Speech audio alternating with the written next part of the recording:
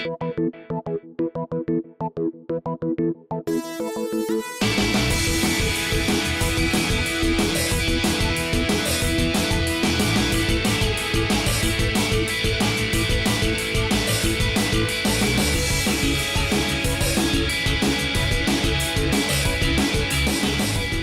this episode of Replay, we're checking out a one-of-a-kind interpretation of an age-old favorite.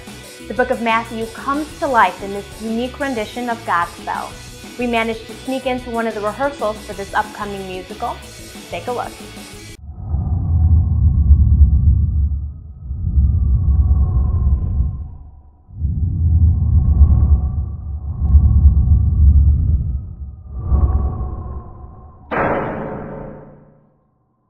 So I am here with Will Panic, who is the director of Godspell. Yeah. Okay, so Godspell is a production under Brown Paper Box, right? That's correct, yeah. So tell me a little bit about your company.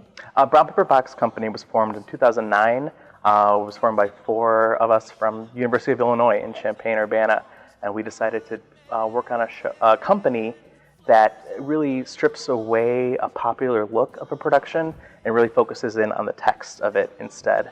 So a production of, say, Wicked or Pippin, if we were to do that one day down the line, it wouldn't look like every other production of those shows you've ever seen. We try to really focus in on something new and fresh within the scripts. And so the latest project that you're working on is Godspell. Yeah. Can you tell me why you guys chose that? We picked Godspell. I was in it a couple times, and it's one of those that a show I love, but I never really had a reason to do it. It was written in 1970, so it has this very old, hippie rock and roll feel to it. So right now, it's like, why do we do it? But something finally clicked that we can bring technology into it. So a lot of the characters in the show are constantly texting. They're always on their iPhones. They're always on their iPads. They're always on their laptops. So it's that sense of breaking away from technology and forming real community with actual people, and not just with emails and tweets. So you're telling me that Jesus in this play has his iPad out? Is that how? Jesus is texting a lot. He's texting. Jesus is talking a lot too. Our character, Andrew Lund, plays Jesus, and he's playing a person who knows a lot about Jesus. He's not actually representing the man from 2,000 years ago. So he's always talking because he knows all the stories. He knows all the parables.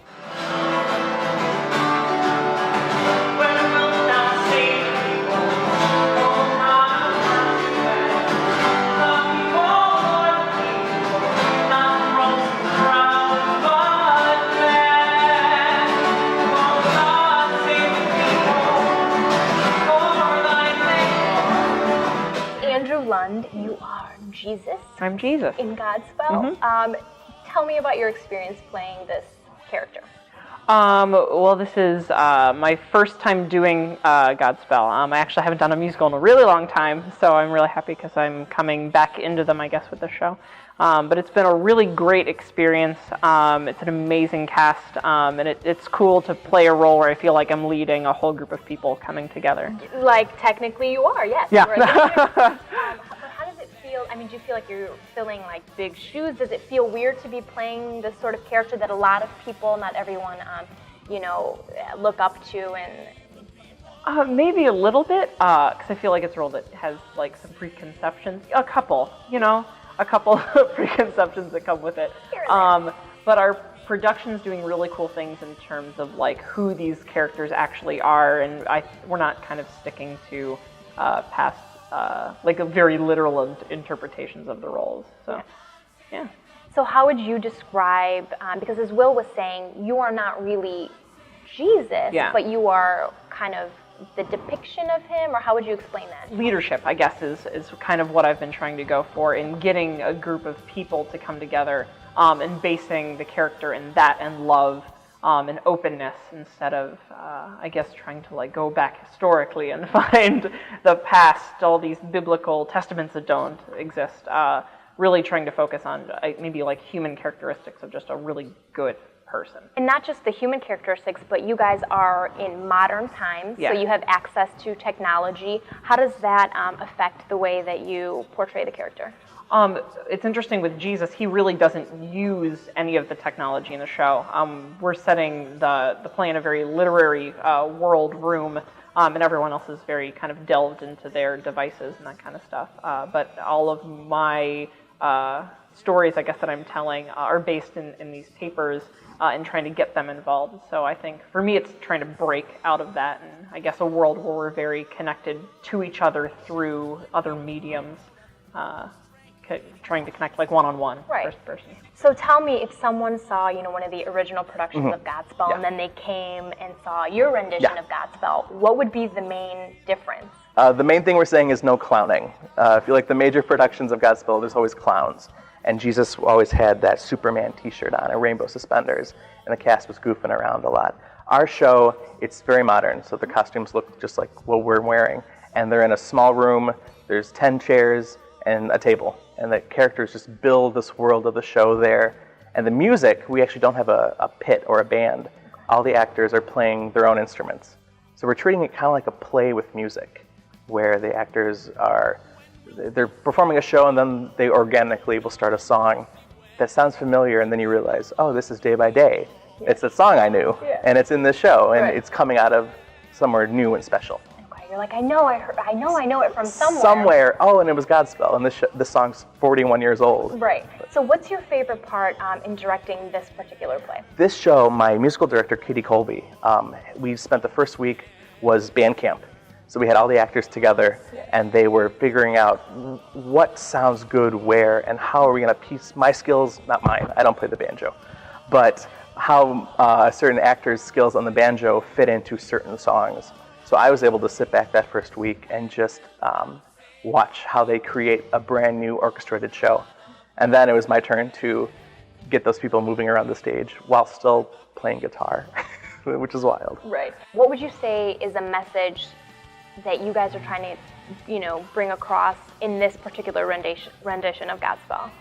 Oh, in this one specifically, I guess for me it would probably be really trying to genuinely connect with other people and be open to other people, because I think in today's world where we're so grounded in mobile devices and iPads and I don't know if I'm allowed to use brand names, but and computers and Facebook and all that. Just to relate one-on-one to another person on a human level and to touch someone and connect with them, like touch them physically. That sounds good to me. You're making me want to see it. God said to the man, "You fool!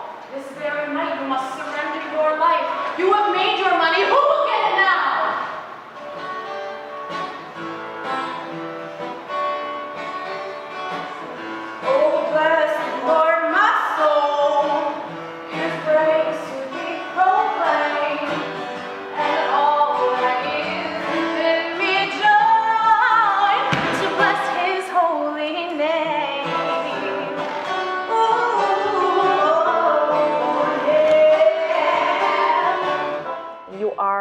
The co-creator of Brown Paper Box. You are a member of the LGBT community, right? Is there any sort of, not disconnect, but, because you're putting on Godspell and you're from that sort of community, is there anything that, makes you feel a certain way by putting on this particular play? Not necessarily. My upbringing has been really great. My neighborhoods, my churches, I went to Catholic school for 13 years. Together. And then 4 years in Catholic high school, strangely enough, together. So it's been, I never had problems with that. I never felt anything from the church, from our churches specifically, that got me down or anything. So it's just, in a way, it's just a story. We're storytelling. Those 10 characters are telling a story. There's very little judgment from the characters or from the roles of the Jesus or the Judas. So it's just, we're storytellers. That's what the Brown Paper Box likes to do. And as performers, they really are just able to open up and just tell a very, very, very well-known story that lots of people do know. Yeah, and that's the fun part. It doesn't matter what story it is. You're just telling it, and you're telling it in the way that you want to tell it. Yeah, and I'm telling it, we're telling it, I should say. The John the Baptist and the Judas characters are typically, they're always played with the same person. And we're really focusing on Jesus and John's relationship, and just not as characters, but as best friends. And they're the ones leading the other 8 characters to tell the story and tell it well. Yeah. So we're getting this great relationship between two guys, and I don't even know their relationship yet. We're discovering it. Are they brothers? Are they lovers? Are they just friends? Are they just best friends? Were they frat brothers? It's just this cool interpretation of who these two guys are, And that's who the do best- love each other. Right, and that's the best part because you're finding all this stuff out Yeah. as you're putting it on. So along with the audience, Yeah. different new things Yeah. every day. What would you say to people who are on the fence about seeing your rendition or Brown Yeah. Paper Box's Yeah. rendition of Godspell? How would you get them to come out and see it? It's brand new. A lot of people, when we say we're doing Godspell, they say, I've seen it before. I love it or hate it. A lot of times I saw it and it was weird and I didn't get it. And our production is one you'll just never, we're saying this and I don't like to promise people things a lot, but we are promising you have not seen Godspell like this before or heard it like this especially. With the reorchestrations, it's got a folk acoustic feel the whole time. And the look of it is something you've just never seen Godspell like it. So it's a push, it's something only you're gonna see in Chicago too, which is really cool. It has this cool rooted Chicago feel to it, especially because we're staging it in the thrust. So there's audience on three sides of the stage. So their audience is really involved. And there's only 2 rows, so you're 2 rows deep away from the stage. Very neat. At the furthest, Yeah. so that's awesome. That's awesome. Yeah. And this is not the first, probably, nor the last play that Brown Paper Box will put on. Yeah. Is there a website for Brown Paper Box or somewhere that they can get more? Yeah, brownpaperbox.org has all of our information. You can see the cast. That's where our tickets are. We're updating our blog, Twitter, we're all over, but brownpaperbox.org is our website. Okay, thank you. Of course, thanks, Jenny. Tickets for Godspell are on sale now. For more information, check out the Brown Paper Box on Facebook. And while you're there, make sure to check out Replay and GayChicagoTV.com. We'll see you guys next time.